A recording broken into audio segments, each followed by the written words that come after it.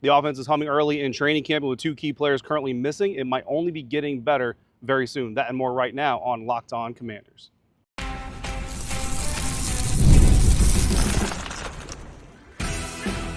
You are Locked On Commanders, your daily podcast on the Washington Commanders.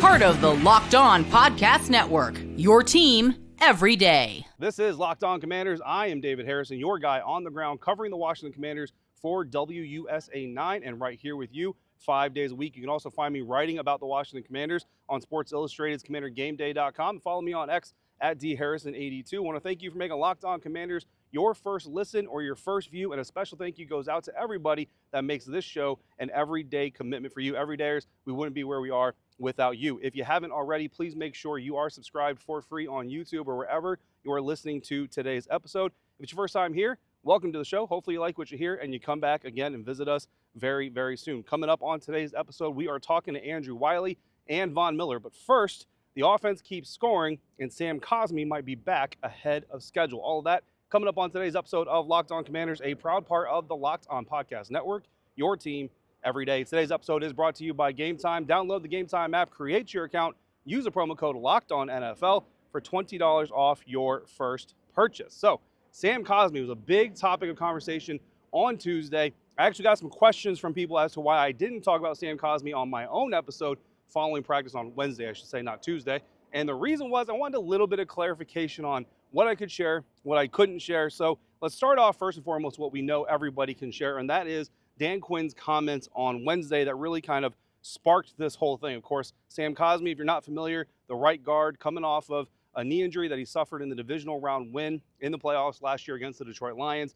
Typically, that kind of an injury, about a 9 to 12 month recovery period. And here is what Dan Quinn said when asked about Sam Cosmi potentially being back as early as week 1 of the regular season. Quote, "I think it's on the table for sure," end quote. Now, those words alone do not tell you that, yes, Sam Cosmi will be back there week 1. Yes, he's certainly on track there, just that that Dan Quinn and the Washington Commanders are not closing the door on that potential outcome. But it's a pretty strong comment from a head coach who is pretty well known for kind of taking the, I don't say the easy way, it's certainly not the easy way, but taking an easy with injuries, not really wanting to put timelines on guys, not really wanting to say, well, we want him back within a month or within a week or whatever it is. Typically, this team says we're going to go it step by step. We're going to hit every benchmark. And certainly Dan Quinn has been saying the same thing about Sam Cosmi, but to hear him say that, yes, there is the potential or that they're holding out hope for the potential that Sam Cosmi could be back as early as week 1, very, very exciting. Got a lot of people excited. Coach also said that Sam Cosmi is, quote unquote, hitting all the markers on the way to his recovery. So that's, of course, encouraging. And while he kind of pushed off the finality of it, not saying that he didn't want to answer, but he said they're going to, quote, get a better answer on that as we get closer to the end of the preseason, end quote. Of course, we're over a month away from the beginning of the 2025 NFL regular season. So a lot of time to go through, a lot of workouts, a lot of evaluation before they determine whether or not Sam Cosmi is going to actually come back or not. But still, just like Dan Quinn said, he's very encouraged about the news of Sam Cosmi. A lot of fans, a lot of media members too, who know how good of a guy that Sam Cosmi is and how much work he really puts into what he does. Very excited for him. So on the table for sure, although the words for sure are on there, really does not certainly or for sure tell us anything. I think that's really kind of an important part of this. A player coming off of a significant injury just like this one. Like I said, the typical recovery period, the window is 9 to 12 months. He suffered the injury in January. 9 months would be October. A year would obviously be January. I've kind of gone on record here on the show saying, if he's on the field before Thanksgiving, I would be impressed. What am I basing that off of? Certainly not a medical degree, right? But because it's a knee injury, this is a very big, massive human being who needs a lot of torque, a lot of power, and a lot of stability in his lower body, especially that knee. And just me doing a little bit of math on some rudimentary medical knowledge saying that I think this is pretty much going to be an injury that takes him a little bit of time. Now, receivers are smaller players, corners are smaller players, running backs are smaller players, but they have to cut, plant, so certainly a lot of punishment on them. So we've seen running backs, receivers, corners, other players come back at that 9-month window. We've seen others take 12-month window. So certainly no knee injury is created the same. But Sam Cosmi did start training camp on the PUP list, physically unable to perform. However, he's on the active PUP list, which means he still counts against the 90-man roster, which is by itself incredibly encouraging because it just speaks to what Dan Quinn was talking about, that he's in a point in his recovery where there is a potential expectation that he could be on the active roster when the season starts and be active on the active roster when the season starts. Now, what's the criteria for this? On Thursday, again, we need that clarification. So Thursday, Dan Quinn got asked about that clarification and said, quote, if we wait till after and start the season, then you're automatically out for 4 games, right? It's talking about putting him inactive and on the PUP. So that's what they didn't want to do. And again, that just leans more into the fact that perhaps Sam Cosmi will be back before at least week 5, right? If he's going to be automatically out for 4 weeks, then you probably go ahead and just put him on the PUP if you know that. But again, the possibility certainly still exists. Sam Cosmi is already doing drill work, Dan Quinn revealed. And I can say that, seen a little bit, he certainly looks good and things certainly sound good from a recovery standpoint. Again, no hard timelines, no predictions, no he's going to play week 1. But I have been asked by several people whether I think he'll be ready by week 1. I still think that's a little bit of a steep hill to climb, right? Even for a guy as dedicated as Sam Cosmi and as deliberate as Sam Cosmi. You're going to hear Andrew Wylie talk about his teammate here in just a little bit. But what I'm kind of thinking is, especially with that week 2 turnaround, that Thursday night game, even if Sam were ready for week 1, that quick turnaround to week 2, like for a guy coming off that serious knee injury, that's a little bit troublesome, right? And if you're not going to play in week 2, it kind of makes sense not to play in week 1. You want that consistency as much as possible. Give that group as many reps for week 1, week 2, and then I'm thinking week 3. Back home, Las Vegas Raiders. I mean, look, I said if anything before November, before Thanksgiving, I'd be happy. Obviously, anything in October, I'd be surprised. This would actually stun me, but stun me in a very excited kind of way. So that's kind of the latest on Sam Cosmi. Again, nothing definitive, so don't go running around saying Sam Cosmi's coming back. David Harrison said so, Dan Quinn said so.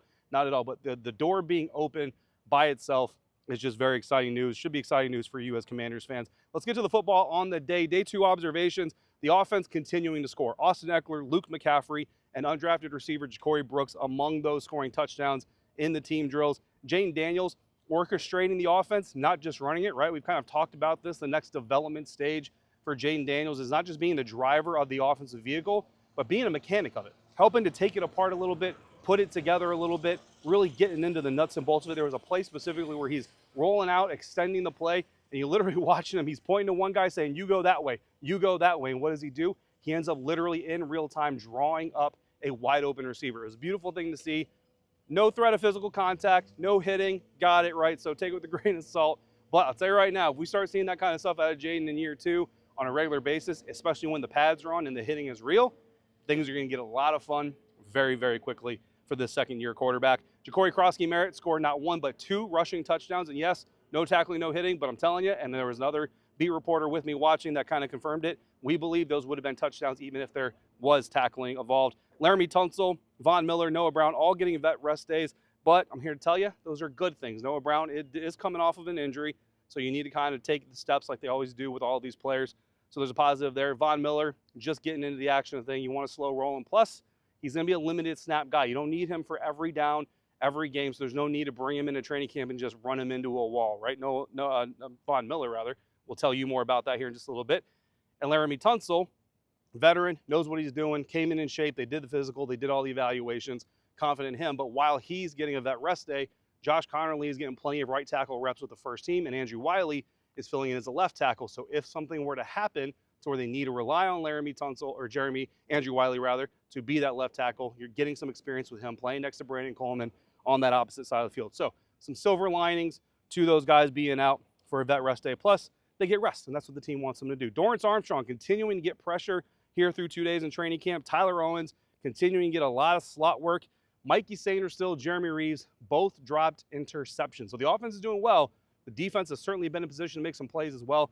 Both those guys dropping interceptions. Joe Witt Jr. is not going to be happy about that. So things are chugging along right here in Ashburn. We're finally going to meet the newest Commanders pass rusher, Von Miller, the best of his introductory press conference coming up right now on Locked On Commanders, part of the Locked On Podcast Network, your team every day.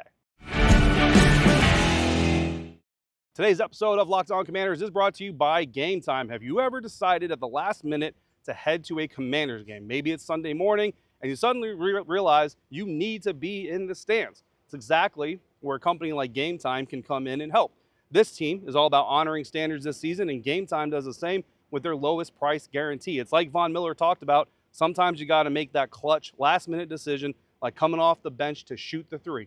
You're going to hear what I'm talking about here in just a second. With all the excitement around Dan Quinn's new culture, you don't want to miss a chance to see it live, and Game Time is the easiest way to get you inside the building. Plus, they have seat views right on the app before you buy, so you know exactly what you're getting into when you buy the tickets. No guesswork, so take that guesswork out of buying tickets with Game Time.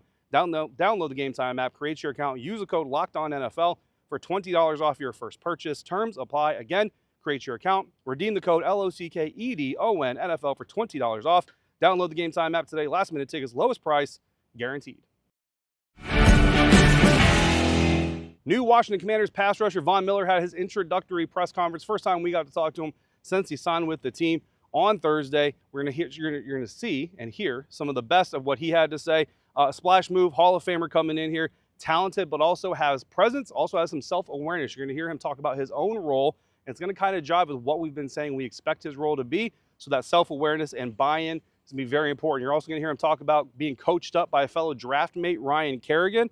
And you're just going to see, man, Von Miller, a very personable person, very entertaining person to talk with. So here is the best of Von Miller's introductory press conference. Today I'm working with Ryan Kerrigan, one of your draft classmates. What was that experience like? I had met with Ryan when I came here on my visit, and it was weird. Me and Kerrigan, we trained together coming out for the combine. As you guys remember, the local press here, he was huge. Like he was jacked. He probably got 6 more reps out of me just training with Ryan. He got 6 more reps out of the bench press with me, just training, being beside him. Like he was so strong. Then you see him now, it's like, hey, who was this guy? But it's definitely cool, man. We came in together, we trained together, and now, he's coaching me.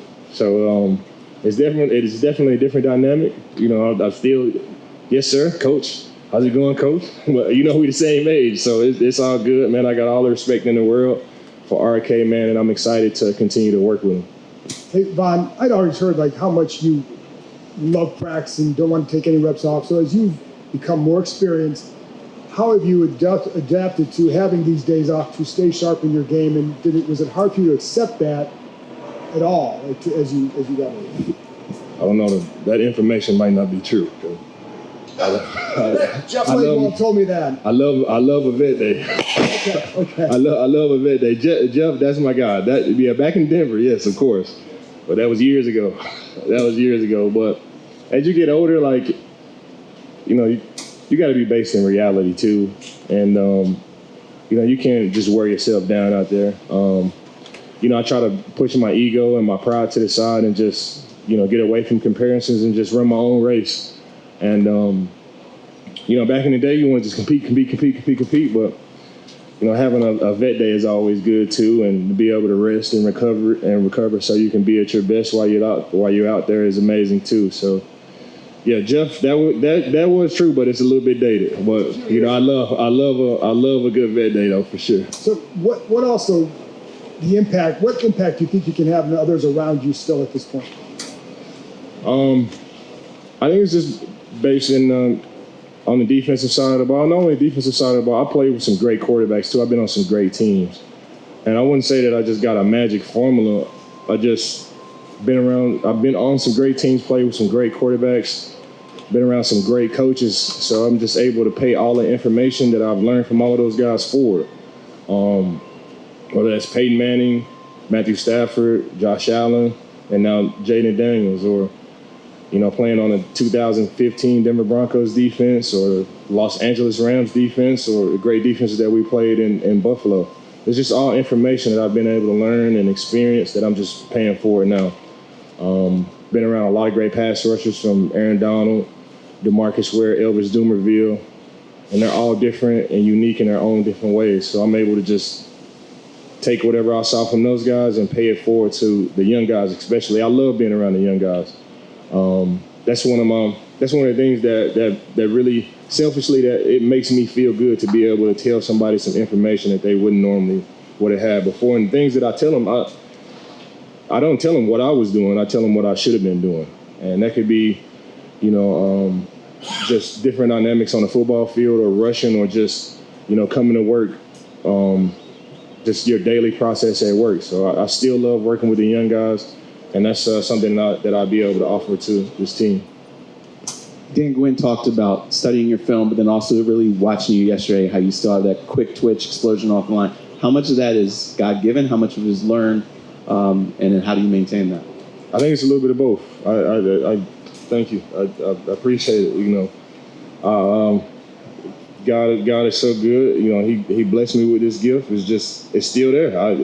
I'm still doing the same thing that I've been doing, my whole entire career, and it's still there. Is it as fast as it used to be? Probably not, but it's still effective. And all the biohacking stuff and cold tub, and I pretty much do everything in the training room to try to stay healthy. So, I just try to stay on top of my game so I can play as long as possible. Story behind 24? 58 was taken, and then 40 was taken too.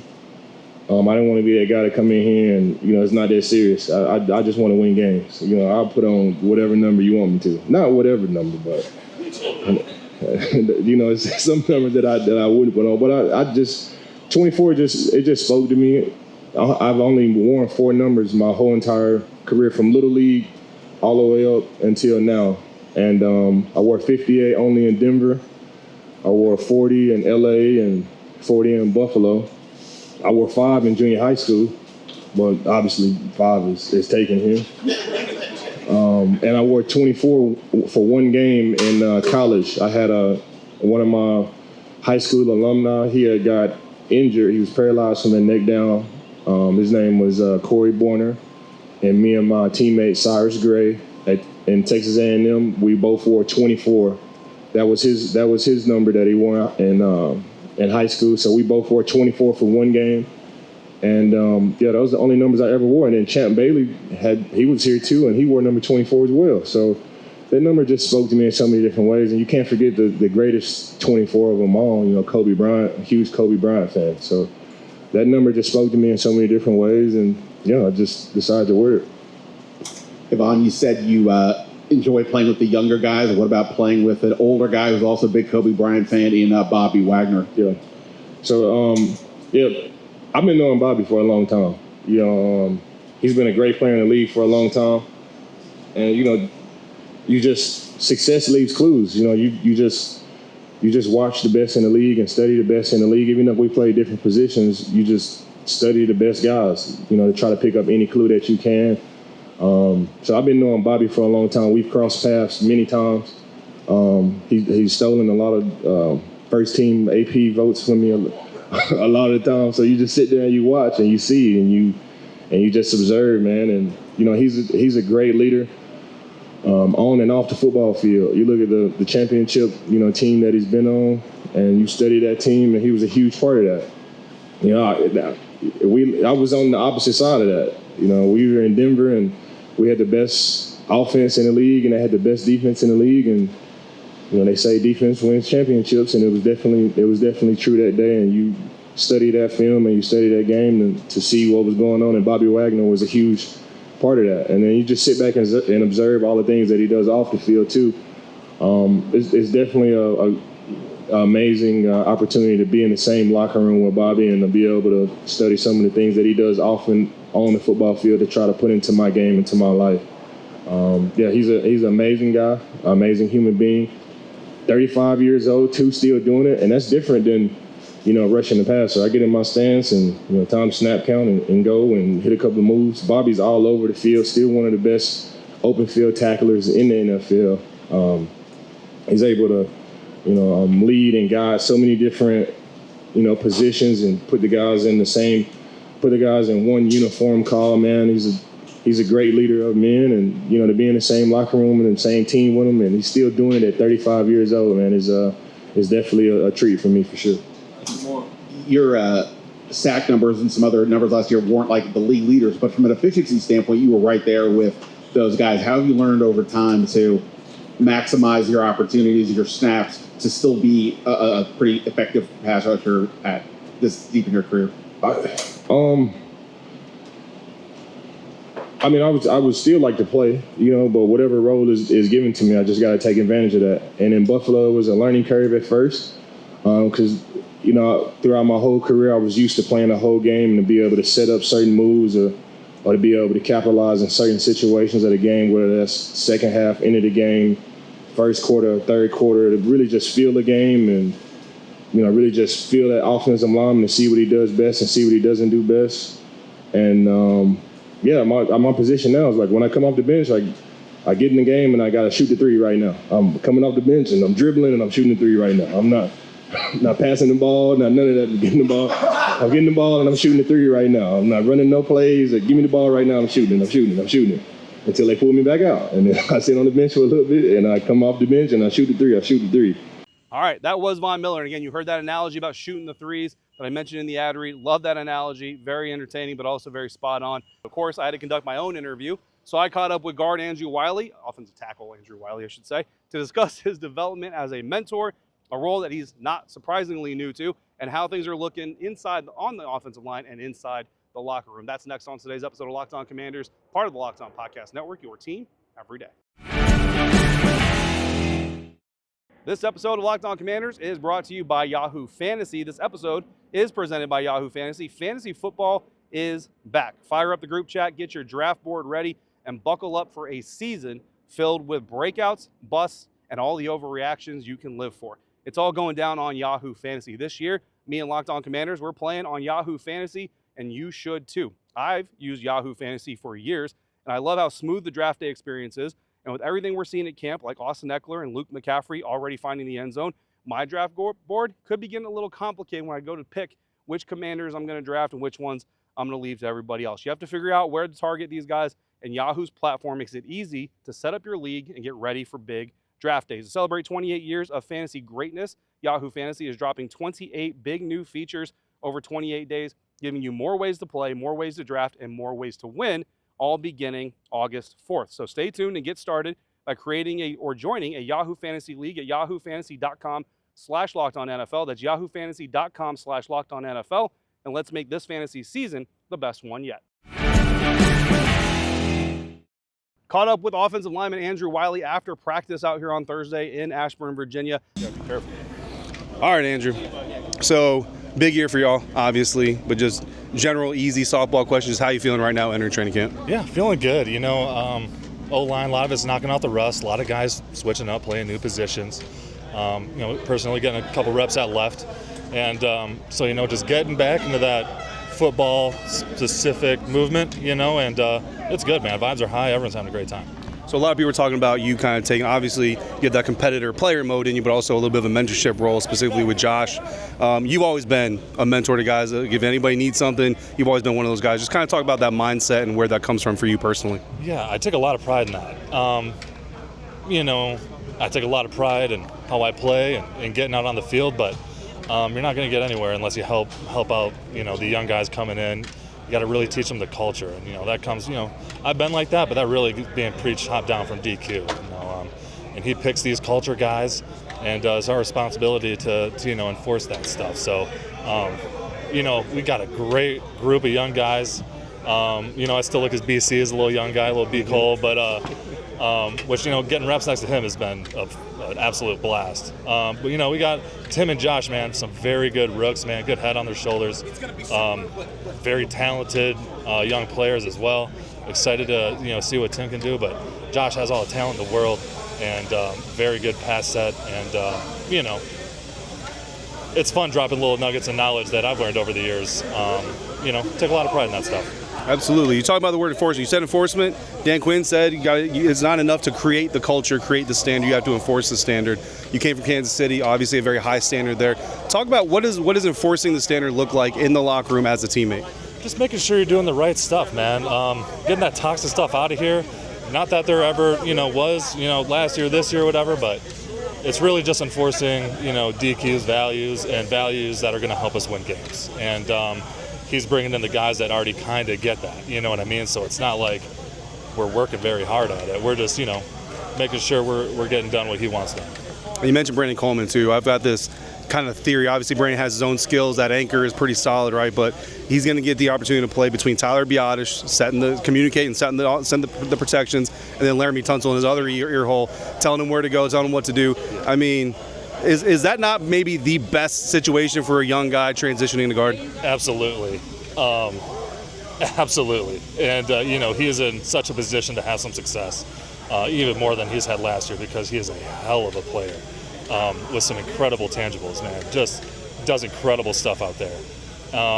Makes me, kind of reflect back on my time. My first shot, I was playing next to Mitch Morse, one of my favorite centers that I've ever, had the opportunity to play next to, and then, Mitchell Schwartz, my mentor.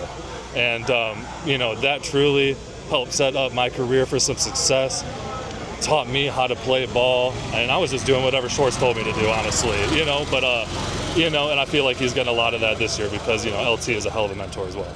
Absolutely. Let's switch gears to Sam Cosmi. Yeah. So obviously he goes down. I remember talking to you guys after he went down that Detroit game, and you're all feeling for him as a brother. You got the show's got to go on, unfortunately, but you're all feeling for him. I mean, Dan Quinn mentioning we're not closing the door on him coming back week 1 from that injury. I mean, just a testament to Sam's work ethic, but you know him better than I do. Can you just kind of talk about that? And are you surprised at all to hear that Sam might be able to recover from something like that as quickly as he can? No, dude's an absolute workhorse, and looking better than ever too. Dude's swole as hell, in a good way. And he has been putting work every single day here, And I showed up, a few days early, and he was still in here doing all of his stuff, hours and hours and hours of that stuff, rehabbing, and he's in a very good mental place as well, and very proud of him. Yeah, I see him out here pumping you guys up as much as he can too. Obviously, very, very tuned in. Yeah. Let's talk locker room. Yeah. So I imagine, I've never seen the Kansas City locker room, but I imagine it's probably better than what you walked into here. What they've done with it, they finally revealed it publicly. What do you think of the new digs? Yeah, sweet. It got me in the old man corner. I'm with my boy Ertz and Tyler Ott, but no, it's awesome, man. It's so cool, man. We got good music in there in the morning. Coming out from everywhere. You got a place to put your stuff. They doubled the stalls and everything, doubled the showers, and the sauna gets up to damn near 200 degrees, man. It is truly state-of-the-art stuff in there, and it's just, makes everything. It's coming to work, a little bit easier, I guess. You know what I mean? It's it's never been that important to me, but it's a nice place to it looks good when all your stuff's in there and nice and organized. So it's very nice. So as you hear Dan Quinn talking about enforcing the culture that's been set, Andrew Wylie is certainly one of those people that is on board with making sure everybody's doing the right thing, especially himself and the people around him. That's going to do it for today's episode of Locked On Commanders. Next time on the program, another day, a training camp. Friday, we're back out here in Ashburn, so you'll get another episode with news, notes, and observations. It is time for football. No more speculation. In the meantime, if you've got questions or comments, text them directly to me by going to Locked On Commanders or going to joinsubtext.com/LockedOnCommanders. Become a Locked On Commanders insider. Not only can you text me, I'm going to text you notes, news, all kinds of fun stuff all the time. The Commanders are charging into training camp, but how does the rest of the league view them? Check out the Locked On NFL Top 100 to get that answer on Locked On Sports Today, available on YouTube or wherever you're listening to this podcast. And to the everydayers, I see you every day. I appreciate you every day, and I thank you right now here today. Until next time, as always, be safe, be kind to one another. We'll talk again real soon right here on Locked On Commanders, part of the Locked On Podcast Network, your team every day.